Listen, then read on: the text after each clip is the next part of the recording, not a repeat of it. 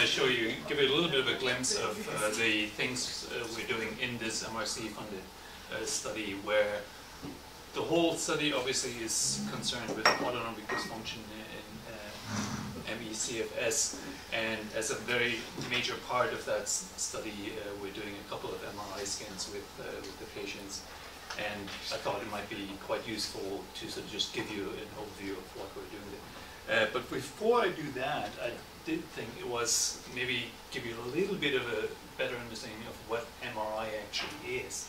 And I'm sure all of you have seen at least pictures. Does Professor Blenheim always wear a suit when he does this? I'm more interested in the colour of my hair. Yes.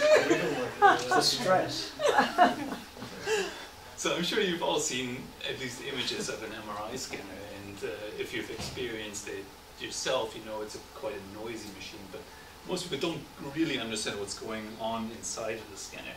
And MRI, of course, stands for magnetic resonance imaging, and the magnetic comes in from the fact that many sort of atomic nuclei in the tissue in our body, so for instance the water that is a major part of our water, has what's called a nuclear magnetic moment. So we can think of them as very tiny little magnets, and the reason why they're magnetic is because they're spinning very fast, just like this spinning top. And normally these magnetic moments are oriented completely randomly in space, but if we place them into a very strong external magnetic field like we have in our scanner, they start to align with each other, and basically the tissue is itself slightly magnetized, and the direction of the magnetization goes along what's parallel to the external magnetic field. Now if you look at the spinning at the bottom here, you'll notice that it's not perfectly aligned all the time, so it wobbles around a little bit, and this is called precession, and the same thing happens with these nuclear magnetic moments. They also wobble around a little bit, and they do that with a very precise frequency, which is dependent on the strength of the external magnetic field. And we can use that fact to do something to these nuclear magnetic moments by essentially applying an external electromagnetic pulse of exactly that frequency, this resonance frequency. We can push those moments away from the main magnetic field, and instead of having it like oriented around the main axis, they start now spinning around that external axis, and basically we create a rotating magnetization in our tissue. And if we then turn off that pulse again, that keeps spinning for a while and slowly returns back to the normal magnetization state. And this return to the magnetic state that we can measure in our scan. That's essentially what, at the core, we are measuring in MRI. Now, that alone wouldn't give you sort of any information about where the signal is coming from in our tissue. So to do that, we need to do a couple of things. So to get images out of that, we need to apply additional magnetic fields, and those are spatially varying magnetic fields. And they then allow us to either target a very precise region in the body that is initially magnetized or excited from the pulse, and we can also analyze the signal that's coming back to us in terms of its frequency content, and basically sort that into the location where it is coming from. So that's sort of the core of the way MRI works. Now the question is, why should we do this? I mean, why are we using MRI? The reason why is, of course, because it's a very nice method to look at living tissue in a living organ in a completely non-invasive way. So we don't need to do anything in terms of sticking needles into someone, to stick them in the scanner. So it's a perfectly safe, non-invasive method, and we can look at tissue properties that way in a very safe way. It's also repeatable, so we can do this over and over again. So you could go in an MRI scanner every single day of your life, and there would be no known major side effects or long-term consequences of this. And that differentiates from other imaging modalities like CT or PET or things like that. It's also very flexible, so depending on the exact parameters of the MRI sequences that we're using, we can look at sort of slightly different tissue properties. So using a couple of examples of exactly the same brain scanned with just slightly different MRI sequences, and as you can see, they do look slightly different. So the contrast between the different types of tissue look ever so slightly different. So we can basically optimize sequences to look at some of the aspects that we're interested in. And lastly, it's also relatively fast. So to get a single image, we typically only need a fraction of a second, or to scan a full organ, we can do that within a few seconds. And then again, if we repeat this over and over again, we can start getting sort of time series of images, so of the organ, and look at sort of the progression of tissue properties over the course of time.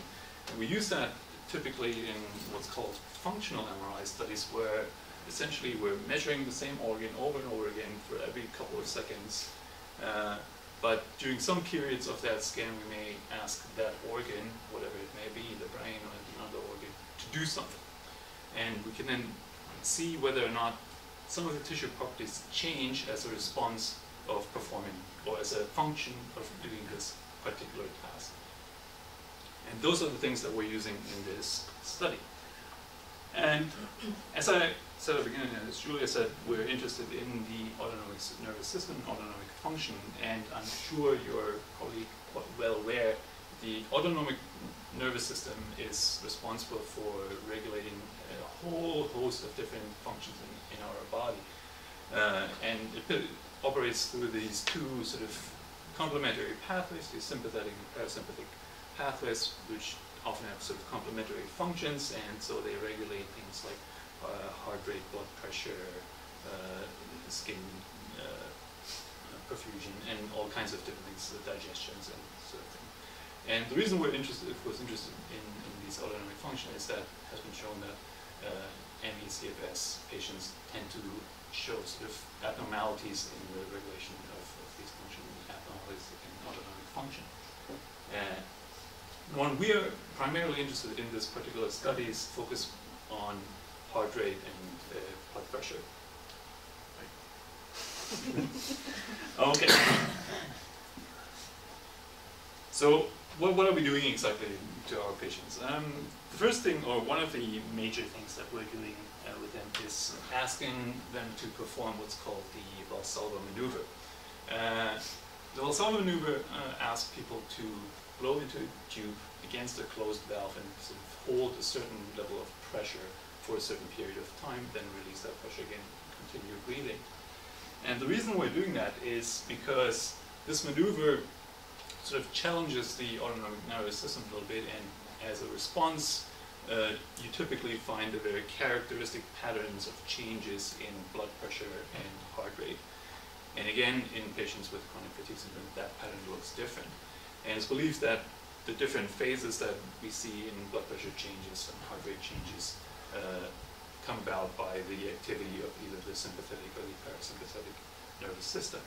So we do this maneuver in we ask our participants to do this maneuver in the scanner while we're either scanning their liver or their brain.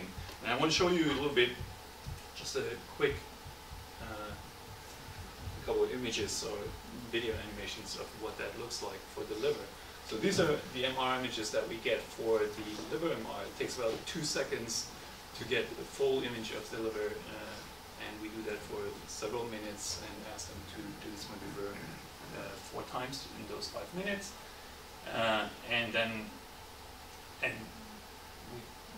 this is now a sort of a time compressed view of that image. This is from the side, so this is the liver here. So we cut sort of in the middle. And so you see the normal breathing pattern, then there's the first phase where they hold the breath and normal breathing again. Holding the breath, normal breathing again, and so on and so on. And maybe just same liver, just this time from an axial view, so you have the liver on the left here, this is the stomach, spinal cord, this is the back. So again, breathing, this is the maneuver, breathing, another maneuver, breathing, last maneuver. Okay. Now the question is, of course, well, why would we scan the liver for this sort of thing? So what are we interested in? Well, obviously the liver is a major, very large organ in the abdomen, and it's heavily suffused with blood. So it is believed, or we know that from other studies, that the response of the valsalva nerve depends quite heavily on the overall blood that's available in the body. And we also, what we believe is happening is that the liver may act sort of as a buffer for blood that can store and or release blood at different points during that maneuver, and so therefore help sort of regulate the blood pressure. And if that's the case, then we should be able to see sort of differences or changes in the overall volume of the liver. So we've done sort of a preliminary analysis with some of the data that we have from our patients. And so what you see here in this graph is the normalized liver volume over the course of the maneuver for a total of 5 patients and 1 control. The patients are all with the solid lines, and the control is the one with the dotted line. And as you can see, that there seems to be, at least in these preliminary data, that there's a marked difference with the majority of the patients and our 1 control that we have analyzed so far. And that in the patient, it looks like their volume, the liver volume, seems to drop over the course of the maneuver, and then sort of increases and sort of very slightly towards the end, like after they're breathing again, essentially.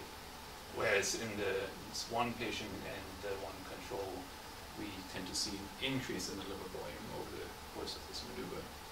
And again, this is of course preliminary data that we need to sort of see whether or not this pattern holds for the large group, and if we can potentially differentiate different groups of people according to different patterns of volume changes.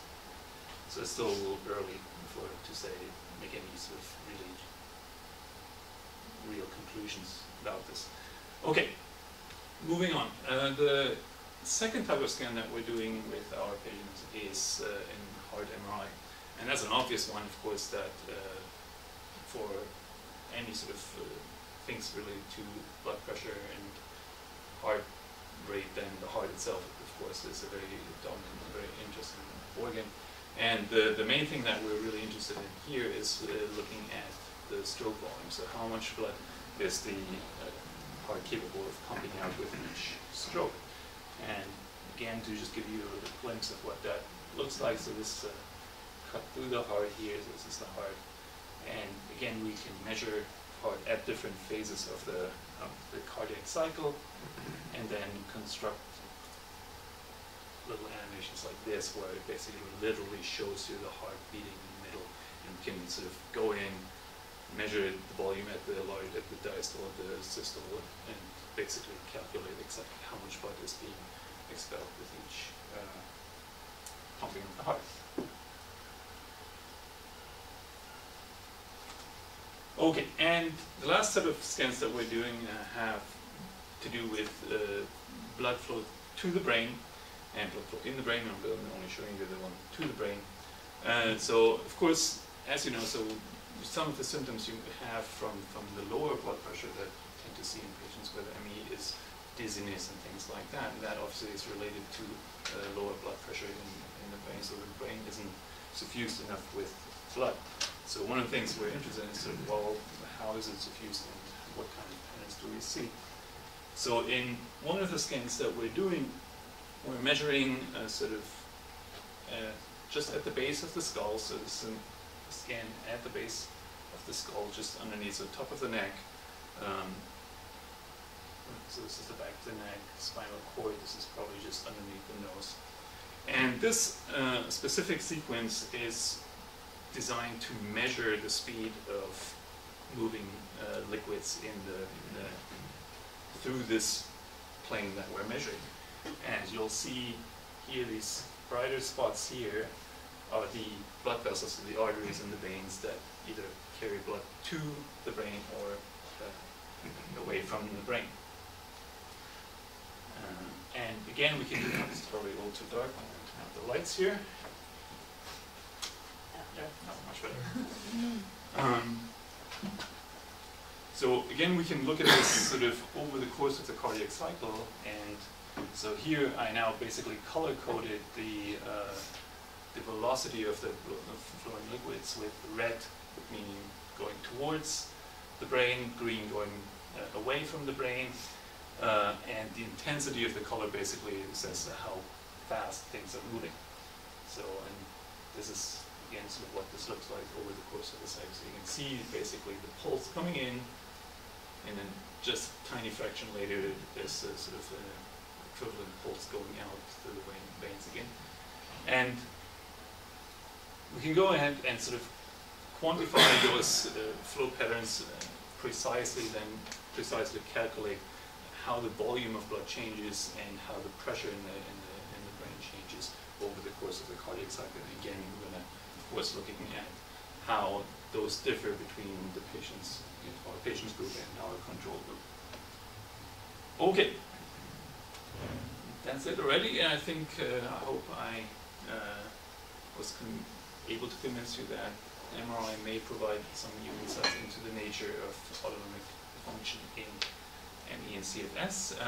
So far we've scanned around 30 volunteers successfully, and we hope to be done with data collection by early 2014. Then that's when the hard work starts, and linking them all up together, different scans together, and all these sort of also plus the other external measures that we're taking of autonomic function and other things that we're doing as part of this study.